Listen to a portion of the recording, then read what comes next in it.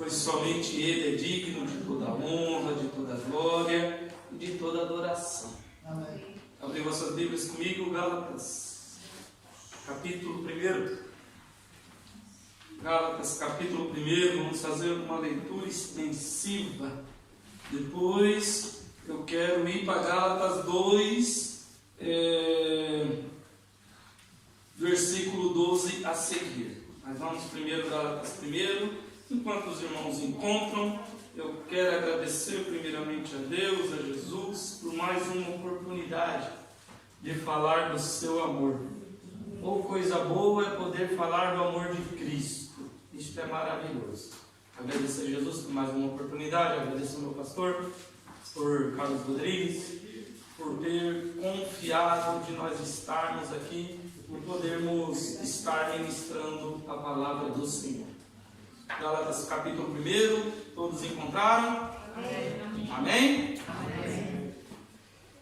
Paulo, apóstolo, não da parte dos homens, nem por homem algum, guarde isso, mas por Jesus Cristo e por Deus Pai, que ressuscitou dos mortos. E todos os irmãos que estão comigo, as igrejas da Galácia, graça e paz da parte de Deus, Pai do nosso Senhor Jesus Cristo, o qual se deu a si mesmo por nossos pecados, para nos livrar do presente século mal, segundo a vontade de Deus nosso Pai, a qual a glória de todos sempre. Amém. Maravilho-me de que tão depressa passeis daquele que vos chamou a graça de Cristo para outro evangelho, a qual não é outro, mas alguns que vos inquieto o querem transtornar o evangelho de Cristo.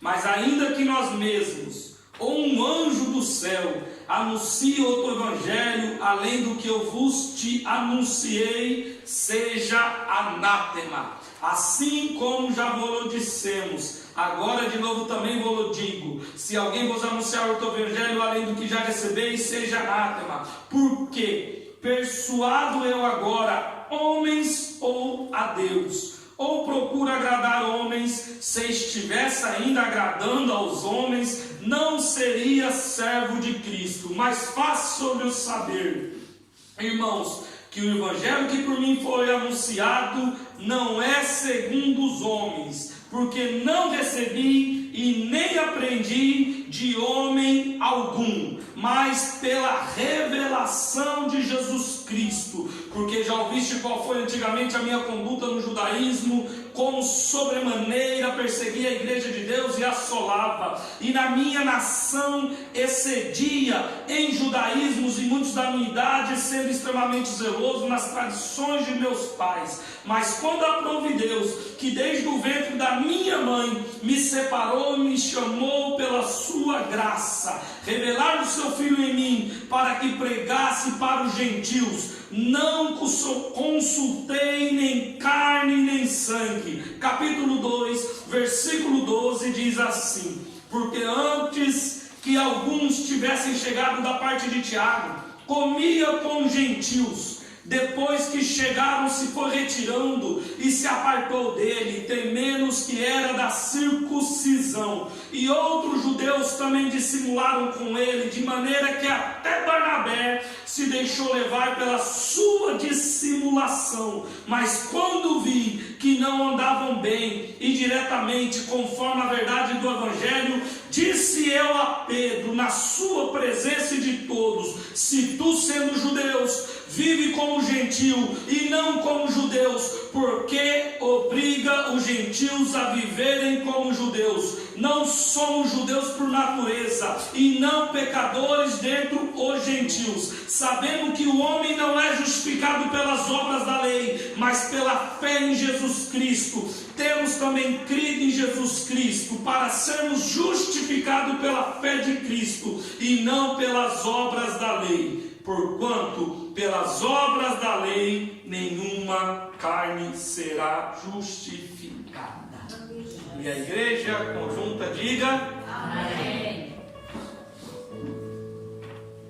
O tema dessa mensagem que iremos ministrar hoje é ser reconhecido por Deus.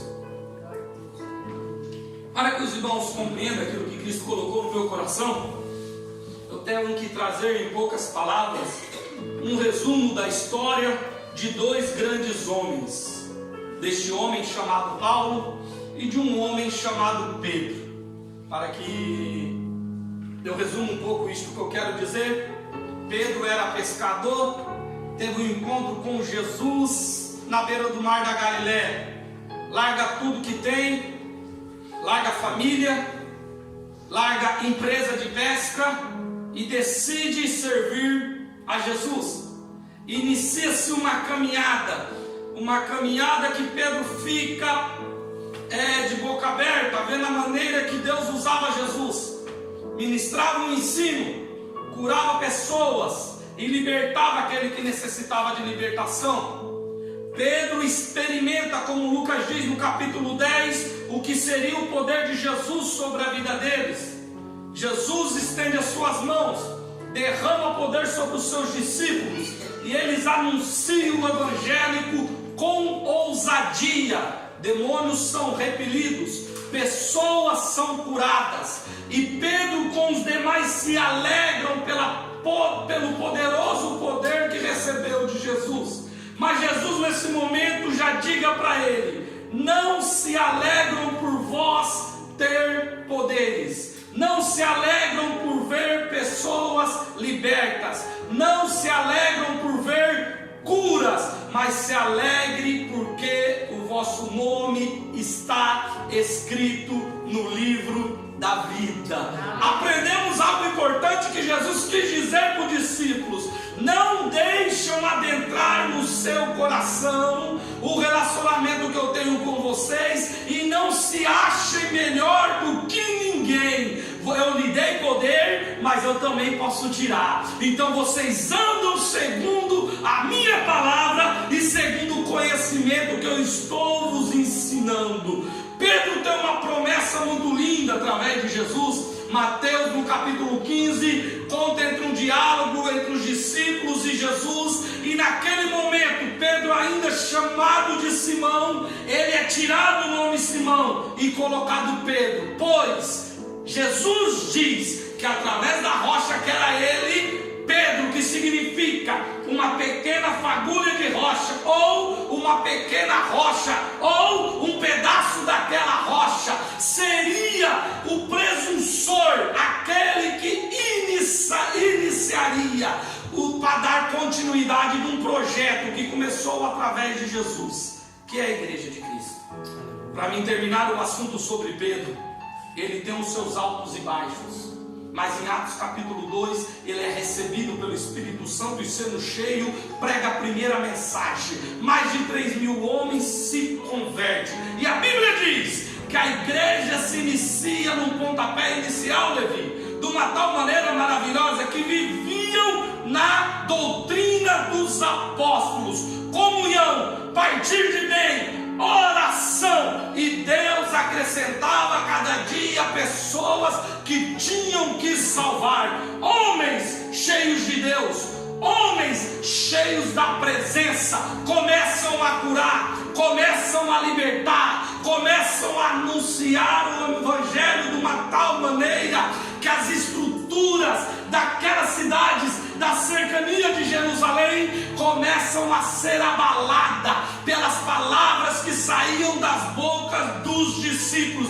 e principalmente deste homem por nome de Pedro, de tal maneira que o evangelho começou a aquietar o coração dos poderosos. Eles olham e falam: temos que fazer algo, temos que destruir esse povo, temos que acabar com este evangelho. Levanta-se um homem por nome de Gamaliel, um homem estudado, filósofo, e aconselha: eu digo para vocês, não mexe com esse povo. Este tempo atrás levantou um homem por nome de Judas, e ele até constituiu uma grande multidão, mas de nada adiantou. Outro homem também por nome de Teudas juntou uma galera e anunciou algo aí, rastou muita gente, mas de nada teve continuidade.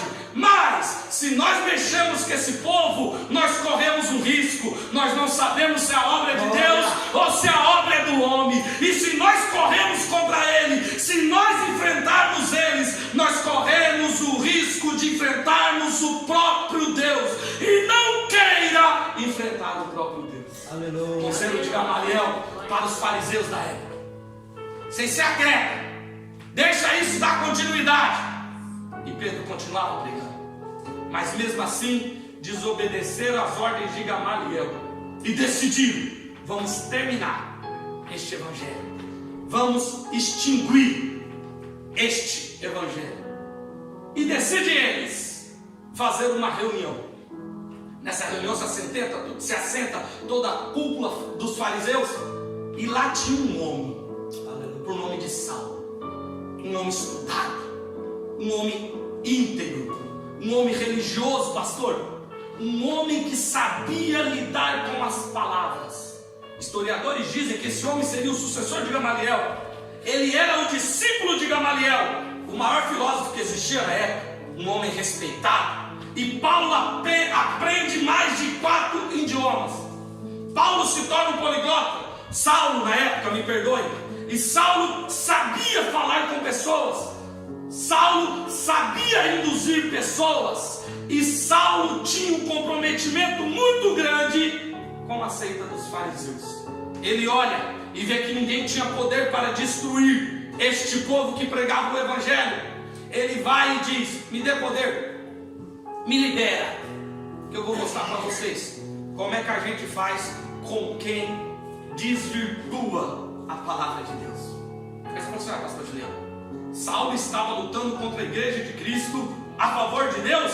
É isso que eu estou afirmando.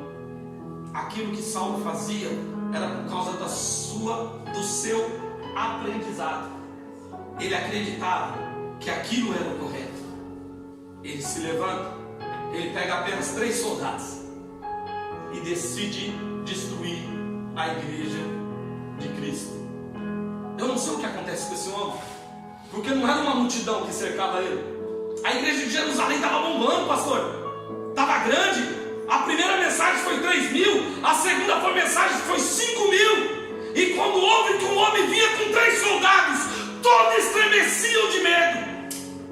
A estatura de Saulo não era grande, ele não era um homem musculoso e não tinha grandes armas, mas as pessoas ficavam atemorizadas quando ouvia este nome: Saulo de Tarso está vindo aí. Separam os diáconos, levantam um menino por nome de Estevão, que a função era servir. Mas tem gente que não faz apenas a função que foi designada, ele decide, Alé. Tu perdeu de glorificar, então vou te explicar para você nessa noite. Quando separaram os diáconos, não separou diácono nenhum para pregar, não separou diácono nenhum para ensinar, separou para cuidar das viúvas, separou para ficar na porta, separou para servir, mas teve 2 que decidiu ir além daquilo que botaram eles para fazer. Felipe esteve e falou: eu vou servir, eu vou ajudar, mas no meu coração intuito é que eu tenho que pregar, tenho que falar do evangelho, eu tenho que ir além do que esperam de mim. Entenda isso. As funções que o Senhor designaram para você fazer, faça com precisão, mas além. Foi 7 separados, mas só 2, pastor, decidiu ir além: Felipe e Tiago. Felipe e Estevão, me perdoe o meu erro. Estevão pregava numa ousadia que homens doutores não tinham palavras para dialogar com Estevão. Um certo feito, se reuniram em Cesareia, e Estevão anunciando o evangelho, a cúpula dos fariseus começa a distinguir palavras para Estevão. Estevão repelia com a Bíblia Sagrada, com a Torá. Vendo eles que não tinham mais o que fazer, decidem: vamos matar esse menino. Apedrejam este jovem que estava anunciando o evangelho. As vestes ensanguentadas são arrancadas, e a Bíblia diz que é depositada aos pés deste homem por nome de Saulo. O pouco que dá de entender sobre isso é que Saulo foi praticamente o mandante da morte deste menino, porque quando diz foi depositado, quer dizer foi jogado. Então, se nós resumimos e trazer, foi dito assim: está feito aquilo que você ordenou, está entregue, acabando com a vida dele.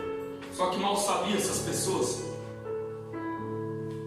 que quando você decide tirar a palavra de Deus da boca de um, Deus já preparou 2, 3 para fazer. Porque o Evangelho de Deus é baseado nisso. Quanto mais perseguição, mais ele aumenta. Quanto mais calúnia, mais forte. Quanto mais tentam enfrentar, mais poder para a igreja de Cristo. Se não tiver perseguição, então nós temos que medir que tem algo de errado, pois nós não estamos sendo a diferença neste mundo. Se alegra se você está sendo perseguido. Se alegra se estão falando mal de você. Este mesmo homem, quando se torna Paulo, ele diz: quando eu estou fraco, é aí que eu estou forte, pois Cristo se aperfeiçoa nas minhas fraquezas. Quando eu coloco no meu coração que eu estou forte, eu estou dizendo que não preciso de Cristo. Mas se eu estou fraco, eu estou clamando da misericórdia. Guia a minha vida, traça os meus caminhos, Senhor. E para mim resumir esta parte, cartas são dadas para Saulo. Saulo começa a destruir a igreja de Cristo. Estrategicamente, ele desce para Damasco. Eu me perguntei quando eu li isso, mas por que Damasco? Depois eu fui ver na geografia, Damasco ficava uma área estratégica. Toda a comida que chegava, a comida que saía, tinha que passar por Damasco. Damasco era uma fonte de encontro de várias culturas. Foi por esse motivo, porque esse homem era inteligente, Saulo, falou: eu vou em Damasco, destruo a igreja de Damasco, que eu tiro o poder. Jerusalém não ficava centrado, tudo não entrava e saía por Jerusalém, mas era por Damasco, pastor. Foi por isso que estrategicamente ele pensou: destrua a igreja de Damasco, eu consigo abalar a estrutura da igreja de Cristo. Algo nós aprendemos aqui. O inimigo da nossa alma, ele tem estratégia para destruir a nossa vida. Se você acha que ele vai vir de peito aberto e vai de frente para dialogar com você, você está muito errado. Ele vai usar coisas para poder abalar a estrutura da tua família, a estrutura da tua casa, a estrutura do teu trabalho. Pois ele sabe que se derribar a estrutura, a queda vai ser grande. E Saulo pensa: vou destruir Damasco, e lá eu consigo destruir a base da igreja. Depois eu continuo na onde o que eu estava fazendo em Jerusalém. Desce ele, 3 soldados, mas mal sabia ele o encontro que ele teria no meio de caminho para Damasco. Algo acontece extraordinário. Vai acontecer hoje. Você sabe por quê, pastor? Porque se nós formos olhar do Antigo Testamento, o Evangelho, e depois de Atos dos Apóstolos, existe o Atos do Pai, do Filho e do Espírito Santo trabalhando separadamente. Velho Testamento baseado literalmente em Deus. Evangelho baseado literalmente em Jesus Cristo. A partir de Atos, baseado literalmente no Espírito Santo. O Espírito Santo foi dado para dar o quê? Poder e coragem para o povo. Só que o povo não tinha coragem de enfrentar as lutas. E uma coisa que o nosso Cristo faz: ele zela pela tua igreja. Pedro não tem coragem de enfrentar a Saulo. Tiago não tem coragem de enfrentar a Saulo. Deus Pai, eu vou descer na terra e vou mostrar para esse baixinho que na minha igreja ninguém toca. Jesus desce, Levi, e tem um encontro literal com Saulo. Eu acho lindo, porque ele desce, a claridade do esplendor de Jesus abala todo mundo. Os cavalos veem a claridade, os soldados veem a claridade, todos ouvem a mesma voz: Saulo, Saulo, por que você me persegue? Saulo era estudado, ele sabia que aquela visão só poderia ter vindo do céu. Primeira coisa que ele faz, ele reconhece o nosso Cristo. Quem és tu, Senhor? Que eu percebo. Aí Jesus aproveita. Sou eu, Cristo. Não, eu não estou perseguindo o Senhor. Tá. Quando tu persegue a minha igreja, tu persegue a mim. Quando você mexe com a minha igreja, você mexe comigo. Quando você fala mal da minha igreja, tu está falando mal de mim. Então, se você não está entendendo, eu vou te explicar. Tu é a igreja de Cristo. Se estão te perseguindo, estão perseguindo o próprio Cristo. Se estão falando de você, estão falando do próprio Cristo. Ei, aqui é do teu coração. Ele vai virar o teu cativeiro. Ele vai mudar a tua história. Ele vai reverter esse caso. Se preciso for, ele desce do céu para mudar a tua história.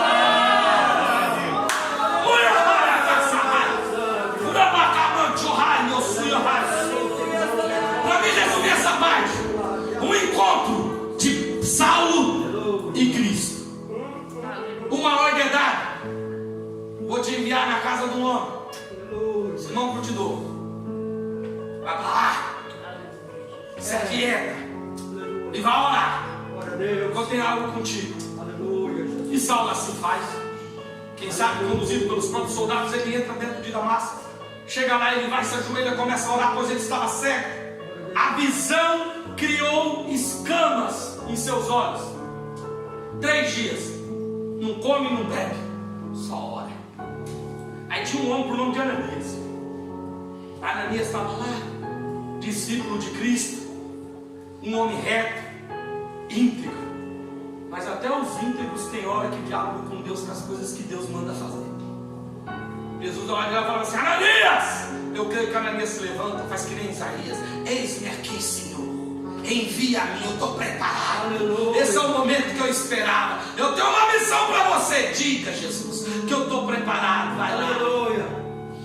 Na casa, na rua chamada direita, na casa de Judas, tu vai adentrar lá. E tem um homem que é um vaso escolhido. O que você quer que eu faça? Quer que eu ministro? Quer que eu ore por ele? Tu vai orar porque ele está orando. Ele está cego, mas eu vou tirar as escamas dos olhos dele neste momento. E tem um porém. Eu tenho algo que aquele homem é. Então eu estou indo. A Bíblia não diz, mas eu acredito. Que Ananias fala assim: mas Jesus, quem é este homem?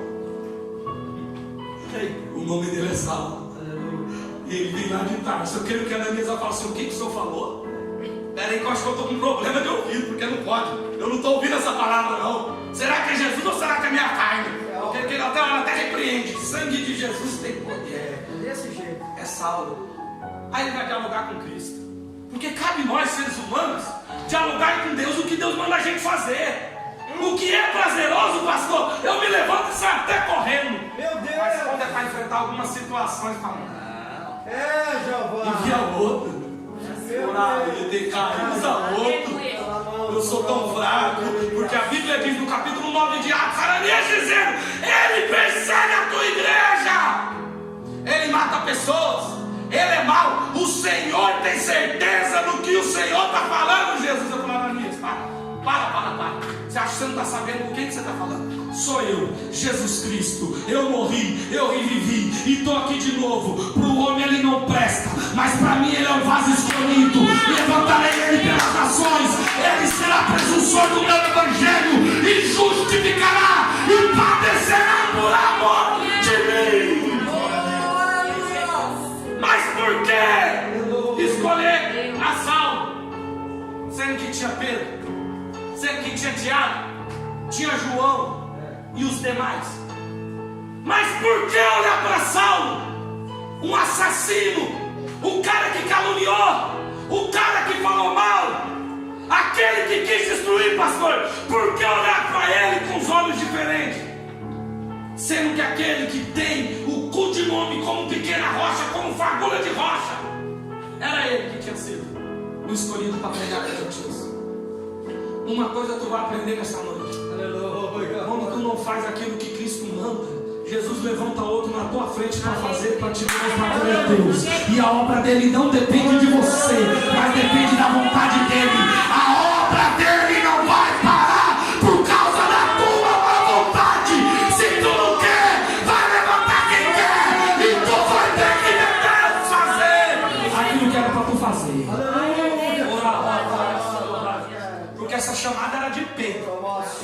e não de sal. Vai, Danilo. Estende as mãos. As escamas caem. O homem se levanta, cheio de Deus. É batizado pelo Espírito Santo e começa a pregoar a palavra de Deus. Saulo se torna Paulo. Aí Paulo se levanta e ele sai para Damasco, de acordo com alguns historiadores, em frente dessa casa do Simão Curtidor, ou a casa de Judas, se assim eu posso dizer. Existe uma baleia, pois lá é a antiga Jóspe, da época de Jonas. Então, de acordo com os historiadores, existe a praça ainda hoje intacta, que Paulo pregou a primeira mensagem. Paulo vai até lá e começa a anunciar o Evangelho. Muitos não conheciam Paulo visivelmente, porque não tinha WhatsApp na época, não tinha internet, pastor, então não tinha como mandar a mensagem. E começa a ficar boquiabertos com a mensagem que saia da boca daquele. Por quê? Ele tinha o que os discípulos não tinham. Os discípulos tinham experiência com Cristo. Os discípulos andou com Cristo, mas os discípulos não tinham o conhecimento que Paulo tinha. Aí Paulo começava a pregar, o povo ficava de boca aberta e dizia: quem é este que ousadamente fala da palavra do Senhor? Damasco começa a ser balançada com as palavras que saíam da boca de Paulo, até que chega um e diz: eu conheço ele. Ele era Saulo, ele era aquele que matava a igreja, ele era aquele que perseguia, e Paulo não queria saber. Foi no livro de Gálatas, no capítulo 1 mesmo, diz que por 3 anos continuadamente ele continuou ali, anunciando o Evangelho, e pregava, e o povo se convertia, e pregava, e o povo se convertia. E dentro destes 3 anos que ele anunciava, o anúncio chegou até Jerusalém. A igreja de Damasco está bombando. Tem um pregador lá que eu vou dizer para você. Ele está pregando para grego, porque ele sabe falar grego. Ele está pregando para romano. Ele está pregando para tudo quanto é pessoa. E está todo mundo se convertendo. Só que está tendo um problema. Os grandes resolveram que tem que dar um cabo na vida deste homem, porque ele está sendo um problema muito grande. Aí este homem, por nome de Pedro, que já não tinha mais aquela essência que tinha lá atrás, pastor, a essência que converteu o Cornélio, a essência de buscar a Cristo, a essência de não deixar o judaísmo adentrar dentro do coração, vai até Saulo. Saulo desce dentro de um cesto, os muros de Damasco, e conversando com Pedro, Pedro olha e fala assim: irmão Paulo, não convém que tu continue aqui anunciando o Evangelho. Está dando problema para a igreja. Faz o seguinte: vai para a tua casa, junta-se a tua família, espera um momento. Quando a poeira baixar, eu te garanto que nós manda te chamar e tu vai dar continuidade. E uma coisa que todo novo convertido faz é obedecer sem questionar. Paulo pega a malinha, joga nas costas e vai para Tarso. Chegando em Tarso, algo esperava Paulo, a sua família, seu pai fariseu, seu pai rico, um homem cheios de tradição. Quando o filho adentra pela porta, pela mesma porta ele faz sair. Porque o menino que era um exemplo dentro de casa se torna uma vergonha, porque ele se converte àquilo que eles abominavam. Sai de casa, não faz mais parte da família. E agora eu vou fazer o quê? Vou aprender uma profissão. E é neste momento que Paulo se torna um construtor de tendas. Não deixa de anunciar o Evangelho. E ali ele fica. 1 ano passa e Pedro não manda um WhatsApp. 2 anos passa, Tiago não manda uma cartinha. Tá desse jeito. 3 anos passa, João, que é conhecido como discípulo amado, não quer nem saber. E a Bíblia diz que a igreja continuava crescendo em paz. Aleluia. Só que esse homem não precisava de aprovação de homem para ter relacionamento com Deus. Só que esse homem tinha convicção naquilo que Deus chamou. Só que esse homem sabia que o chamado era de Deus e não era do homem. Pedro era um dos estates, Tiago era um dos estates da igreja. E ninguém estava olhando para Paulo. Mas Paulo sabia quem chamou foi Deus. Vou aproveitar o tempo do anonimato. Eu vou aprender, mas aprender com quem? Não tem quem ensina. Por isso que ele escreve para Gálatas. Quem me revelou foi Deus. Quem me revelou foi Jesus. Eu aprendi com Cristo. 14 anos se passam. Ninguém lembra de Paulo. A igreja cresceu. O orgulho entrou dentro do coração e a religiosidade voltou a reinar dentro dos seguidores de Cristo. Tu quer servir a Jesus? Quero. Mas tu vai ter que circuncisar, tá? Não, mas quem quer circuncisar, rapaz? Eu não sou judeu. Não importa. Vai ter que guardar o sábado. Vai ter que fazer isso. Não vai poder comer carne de porco. Não vai poder fazer mais nada. Tu agora vai ser judeu. Mas eu não quero ser judeu. Eu quero seguir a Cristo. Mas para seguir a Cristo tem que ser judeu.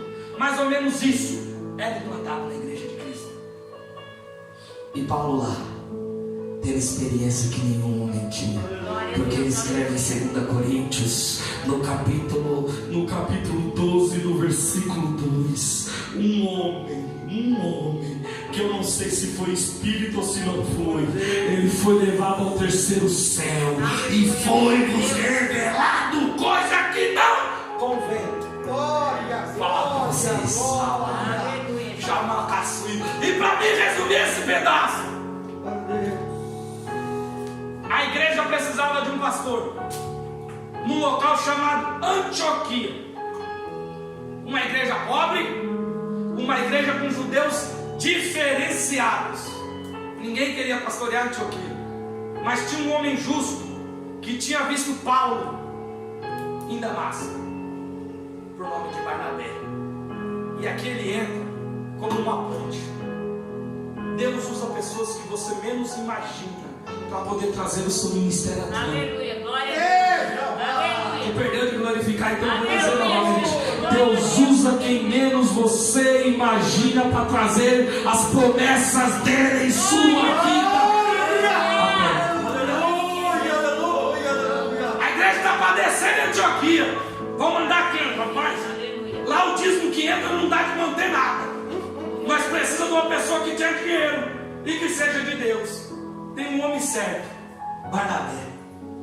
Ele mexe com madeira, ele tem uma empresa, ele é justo e ele vai fazer por amor. E eu creio que vai dar certo. Só que esqueceram de um negócio. Barnabé não era pregador, mas mesmo assim ele aceita e vai pastorear Antioquia. Só que ele precisava de alguém para pregar. E há 14 anos atrás, presbítero Régio, ele tinha ouvido uma mensagem que tinha mexido com as estruturas dele, que dentro de Jerusalém nunca mais ele tinha ouvido. Ele se lembrou. Tem um homem que está no anonimato, lá em Tarso, e convém eu ir buscar ele. Monta no seu jumento, desce para Tarso, chega em Tarso. Vocês conhecem Saulo? Não.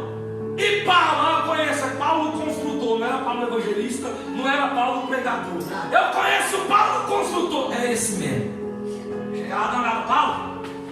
O Espírito Santo mandou que eu te separasse para uma obra que ele tem. Mas ele lembrou de mim já tem 14 anos, não importa. A promessa que foi feita um dia na tua vida, Pedro esqueceu, todo mundo esqueceu, mas ela está de pé. Se levanta, Paulo, se levanta, Paulo. Tem algo te esperando. Ai, que eu não chorava. Paulo se levanta, Paulo deixa Tarso e desce rumo a Antioquia. Chega em Antioquia, o culto começava, os hinos da harpa eram cantados, a liturgia era boa. Vamos ouvir a mensagem. Quem prega? Tem um homem aqui por nome de Paulo, tem 14 anos que está guardando algo no coração e agora vai despejar tudo. E Paulo sobe na tribuna e começa a pregar, e ousadamente Deus começa a usar. Pessoas começam a ser batizadas com o Espírito Santo, pessoas começam a ser curadas, e Paulo ousadamente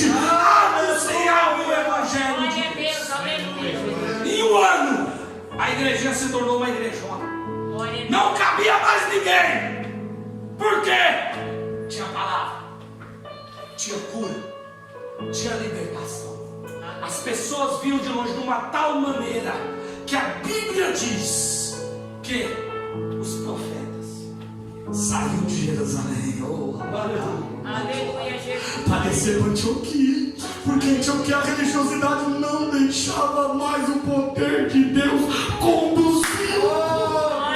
Mas em Antioquia não tinha religiosidade, tinha poder de Deus, tinha transformação, tinha libertação. Vamos para Antioquia, que lá nós vamos ver Deus operar. E a Bíblia diz que só depois, pastor, destes anos, não foi em Jerusalém, mas foi em Antioquia, que eles foram chamados pela primeira vez de cristão. Você sabe por quê? Porque eles agiam como Cristo. Cristo não vê diferença em pessoas, presbítero Regis. Cristo não vê potencial, se tem ou não. Ele te chama sem potencial e Ele te dá o potencial. Ele te ajeita, Ele te coloca para se sentar diante dos príncipes. Aleluia. Cristo não faz acepção de pessoas. Eu, você, todo mundo que está aqui, é todo mundo igual diante de Jesus. Aí você vai dizer, pastor Juliano, você prega ou não prega? Não tem nada a ver uma coisa com a outra. Aleluia. Nada a ver. Para Cristo, nos olhos de Deus, nós somos iguais. Não se acha queridinho de Deus. Aleluia. Porque não tem queridinho. É todo mundo igual. Não faz exceção. Não faz. Mas a religiosidade mudou o caminho daqueles homens. E Paulo pregava. E Deus usava Paulo em cura. E Deus usava Paulo em libertação. A igreja cresceu de uma tal maneira que novamente chegou no ouvido de Jerusalém. A cúpula estava lá, todo mundo, os 12, sentados. Vamos ficar mais de boa agora, porque a igreja está grande. Então nós não podemos estar mais em paz. Vamos ficar aqui. Aí chega o anunciado. Tem uma igreja lá e tem um pastor lá que está fazendo algo diferente. Eles não estão nem aí para circuncisão. Eles não estão nem aí para guardar o sábado. Glória a Deus. E está salvando muito a gente. Ele dá uma olhada e fala, manda esses homens aqui, quem que é? De repente chega Barnabé e Paulo. Eu acredito, eu vou conjecturar isso aqui, que reúne todo mundo, mas Paulo só vê Pedro e Tiago. Chegam até ele e dizem, ei, quem é você? Eu sou Paulo. Paulo, deixa eu dar uma olhada aqui. Tu não faz parte do rol de obreiros daqui. Não faz? Não faz. Você é chamado de quê? Aí um irmão que estava junto com ele é apóstolo. Apóstolo? Quem consagrou para apóstolo? Deixa eu dar uma olhada aqui na carteirinha dos membros, se você faz parte. Não, Paulo não tem. Tem outra pessoa lá? Tem. Quem? Barnabé? Não, Barnabé eu conheço. Ele é o enviado. Mas Paulo, quem que é Paulo? É por isso que Paulo, quando escreve para Gálatas, no capítulo 1, no versículo 1, eu fiz questão de ler, para que os irmãos compreendessem. Paulo, apóstolo, não da parte de homens, nem de homem algum, mas por Jesus Cristo, Deus Pai e Glória a Deus. Não espere reconhecimento ministerial para fazer algo para Deus. O homem pode não te enxergar, mas aquele que tem os olhos como chama de fogo, ele tem te visto. Ei, o reconhecimento de Deus vem na vida daqueles que é fiel para Ele. O homem é enganador, o homem é pecador, o homem te esquece, mas aquele que chamou é verdadeiro para cumprir a boa obra em tua vida. Ele não esqueceu de você. Ele sabe do teu potencial, Ele sabe do teu chamado, Ele levantará e tu vai ver. Aleluia, Jesus. Homem nenhum me reconheceu, até porque eles não me conhecem, porque eles tentaram matar o meu ministério. Aí faz uma reunião, Atos capítulo 15, conhecido como a Grande Assembleia. Aí um se levanta e começa a ficar bravo. Não, peraí, tem coisa de errado.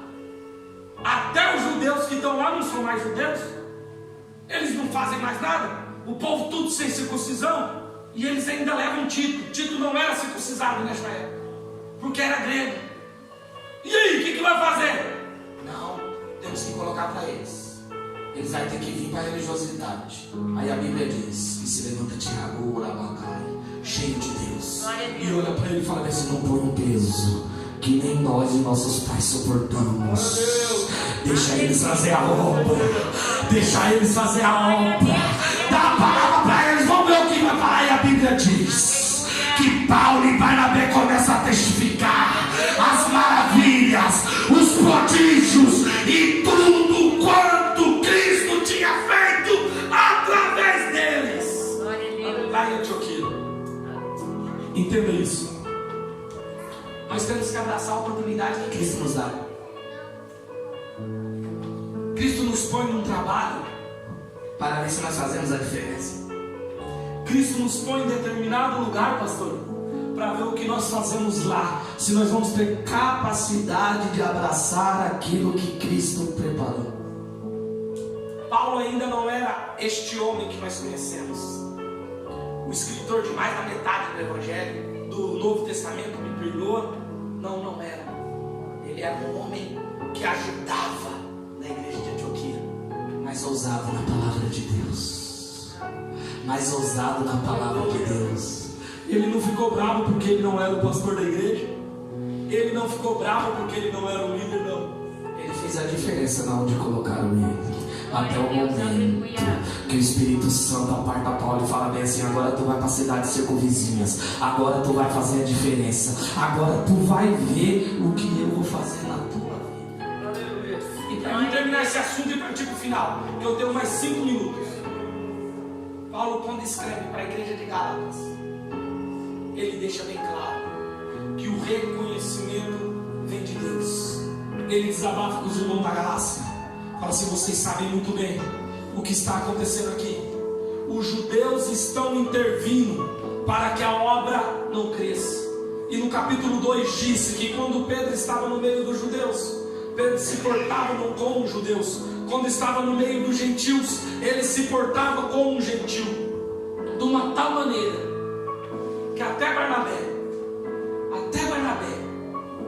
deixou ser influenciado.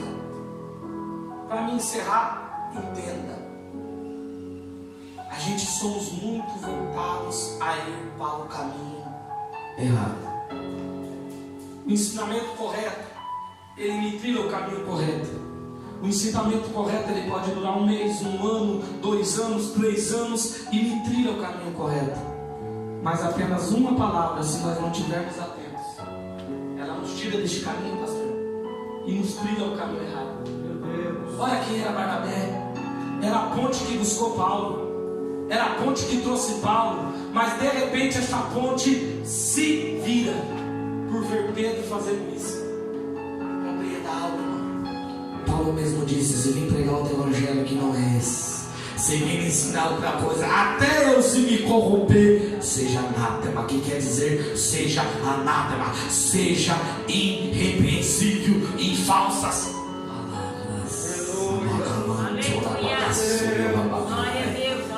Entenda: quem te chamou foi Deus. Entenda: quem te escolheu foi Deus. Entenda: quem prometeu para você foi Deus. Ele não é o homem que minta. Ele não é filho do homem para se arrepender.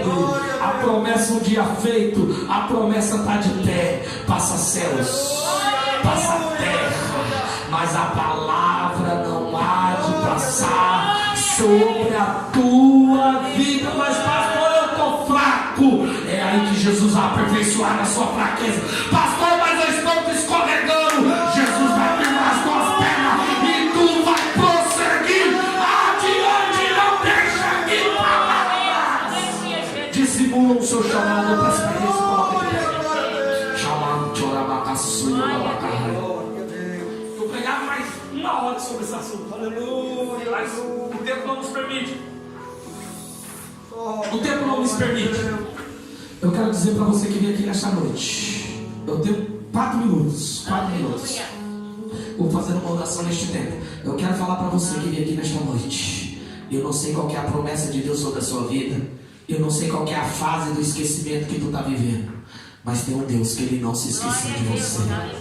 Faça como Paulo, lá no anonimato, faça a diferença, continue. Está preso lá, não pode fazer nada para que as outras pessoas vejam, não, mas faça para que Cristo continue te enxergando. Ele não se esqueceu de você. As palavras de Pedro não foram capazes de destruir o ministério de Paulo. As pessoas se levantaram para matar Paulo, mas não foram capazes de destruir o ministério de Paulo. A convicção da tua chamada, somente você que pode ter. O outro pode não querer saber. Dizia eu, sexta para a pastora, eu disse isso para ela, falei, pastora, não há nada que tira a convicção da minha chamada. O que está aqui, meu filho, podem falar que eu sou isso, pode dizer o que for, mas a chamada continua ardendo dentro do meu coração. E eu sei que aquele que iniciou é fiel para cumprir a boa obra. Ele não se esqueceu de você. Ele não se esqueceu da tua promessa. Ele não se esqueceu. Dentro deste anonimato tu vai crescer. E quando florescer, irmão, vai fazer que nem Paulo. Pessoas de lá vão olhar e falar, mas não era ele que fazia isso, não era ele que era errado naquilo. Era. E agora é o precursor do evangelho, é a anunciante, é a mudança que somente Cristo pode fazer. Acredite nisso. As promessas do dia feitas na tua vida continuam de pé. Eu tenho 2 minutos. Eu quero fazer uma oração. Se alguém quiser vir aqui na frente, vem aqui que eu quero orar por você. Se você se encontra meio fraco e precisa de algo vindo do próprio Deus, se você está meio esquecido das promessas e está achando que Deus esqueceu de você, vem aqui que eu quero orar por você. Eu tenho 2 minutos e eu quero fazer uma oração. Pastor, eu busco uma cura. Eu prego um Cristo pleno. Ele cura, Ele restaura, Ele batiza com o Espírito Santo, Ele liberta. Ele é o mesmo de ontem, como está escrito em Hebreus. Ele é o mesmo de ontem, Ele é o mesmo de hoje, Ele é o mesmo do amanhã, Ele é o mesmo do antigamente. Ele não mudou, Ele não mudou, Ele continua. Eu quero orar para você, vem cá, Shimon. Ai, ete carabaha, ai, a sua. Que ai, me quero ouvir, me que caramba. Jurica, ete sohamai. Uraca, carabaha, sua. Glória a Deus, aleluia. Ai, que sohai, ete que mancho. Ai, abaha, sua. Cristo está mudando vidas, o seu chamado continua de pé. Ele não esqueceu de você. Pode-se o homem esquecer, mas o Pai que está no céu, Ele não esqueceu. Olha para mim aqui, Ferrari.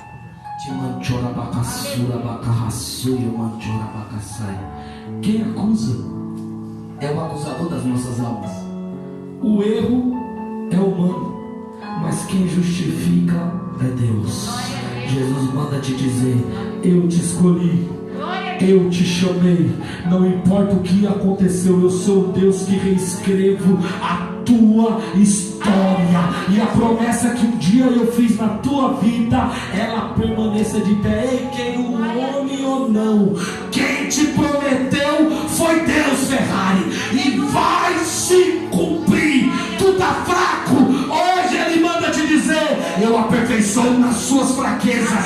Estou eu mudando algo aí dentro e tu verás o que eu vou fazer na tua vida. Ei, não preocupa com erro, mas estão dizendo isso, mas estão me acusando daquilo. Quem justifica é Deus. Tem promessa grande na tua vida, homem.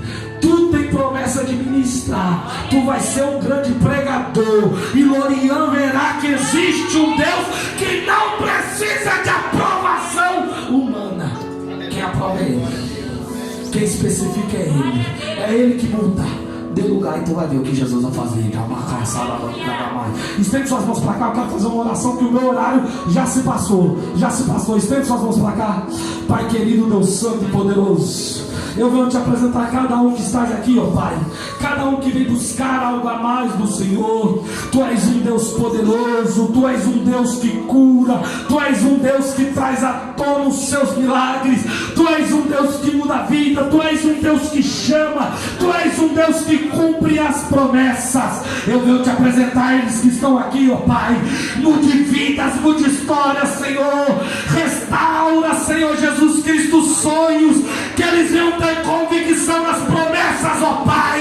Eu te peço que o Senhor venha neste momento mudar histórias. Eu te apresento a tua igreja, o teu povo, Senhor. Cura aquele que precisa de uma cura. Restaura aquele que necessita de uma restauração. Mude vidas, ó Pai. Que saímos daqui convictos que tu és um Deus que não esqueceu das suas promessas sobre as nossas vidas. Em nome de Jesus, eu te apresento o teu povo e a tua igreja. Em nome de Jesus. Em nome de Jesus.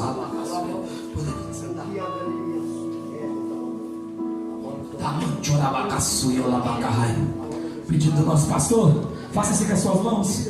Estaremos encerrando os cultos. Ele já deu os avisos do que tinha que dar. Então estende suas mãos. Que o grande amor de Deus, que a graça do nosso Senhor Jesus Cristo, que as eternas e doces consolações do Espírito Santo estejam com todos e toda a igreja louvando. Diga